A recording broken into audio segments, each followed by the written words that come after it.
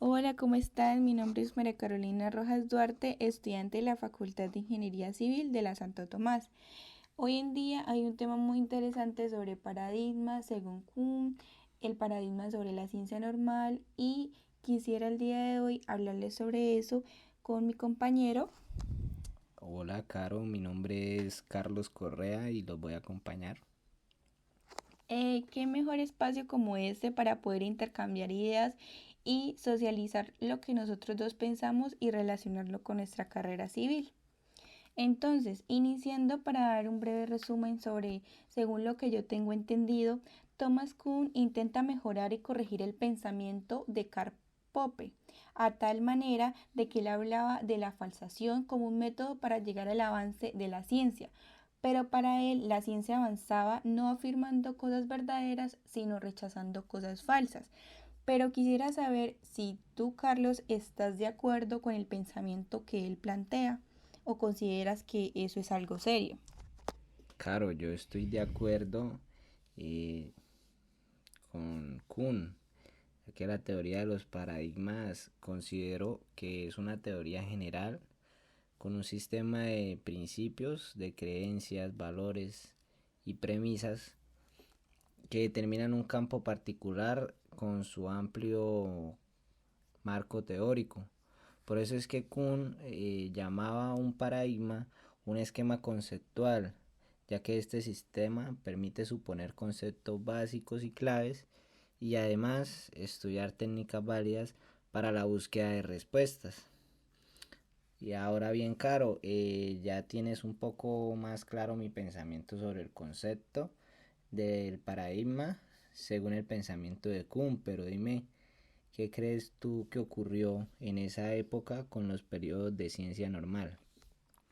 Bueno, Carlos, según lo que yo tengo entendido, Thomas pensaba que un paradigma era un concepto unitario que englobaba un momento determinado, es decir, él lo planteaba por un periodo de épocas. Y por eso en ese transcurso de épocas nació la ciencia normal. Clave aclarar que la ciencia normal para Kuhn es una actividad en la que como paradigma ya no es capaz de explicar todo lo que se da a conocer y por tanto se debe crear otro paradigma para sustituir lo anterior y eso es lo que él conoce Kuhn como una ciencia normal.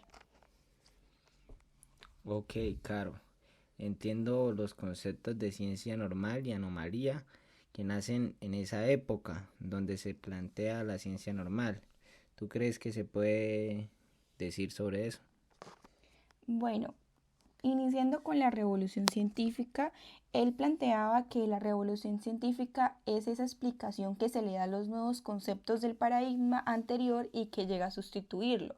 Y con respecto a la anomalía, que es ese reconocimiento en cierto modo que se ha violado a las expectativas que se dan por la ciencia normal, es decir, por la actividad que se conoce a lo que ya no se puede explicar y nace un nuevo paradigma. Sin embargo, él planteaba que la ciencia normal le daba paso a una ciencia revolucionaria que producía un nuevo paradigma.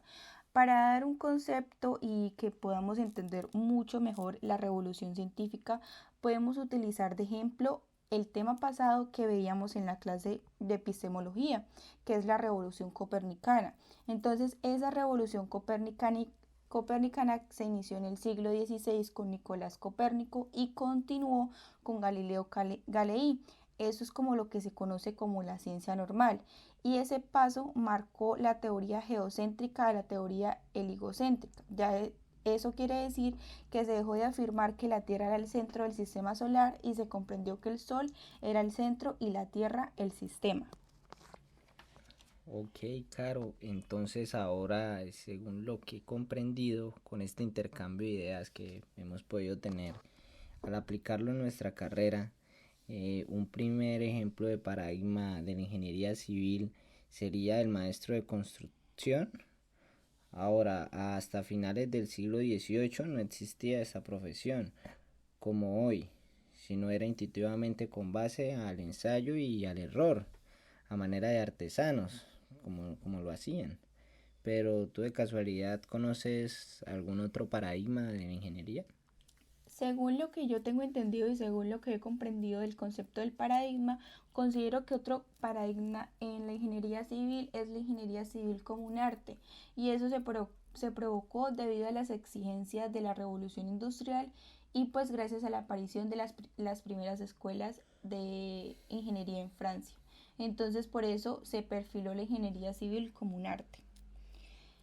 Bueno, Carlos, y ya para concluir y cerrar este podcast, quisiera concluir en que la teoría del paradigma es una teoría en general que ayuda a los científicos que trabajan en un campo particular con su amplio marco teórico, proporcionando suposiciones básicas y conceptos claves y metodológicos. Y un ejemplo que yo considero que se podría dar es la mecánica de Galileo y la cuántica, planteando un paradigma en esa época, y que también un cambio de paradigma ocurre cuando una teoría es reemplazada por otra, según lo que te comprendí a ti también. Y pues, claro, a mí me gustaría también concluir con lo que aprendí hoy de Kuhn, que siempre se interesó en la forma en la que la ciencia progresa, ya que la ciencia no puede realmente ponerse en marcha hasta que la mayoría de los que trabajan en el campo estén de acuerdo con su paradigma.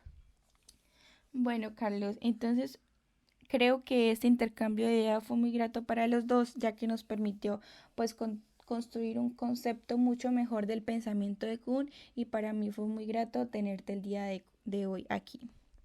Igual agradezco tu compañía y que haya servido de algo. Chao.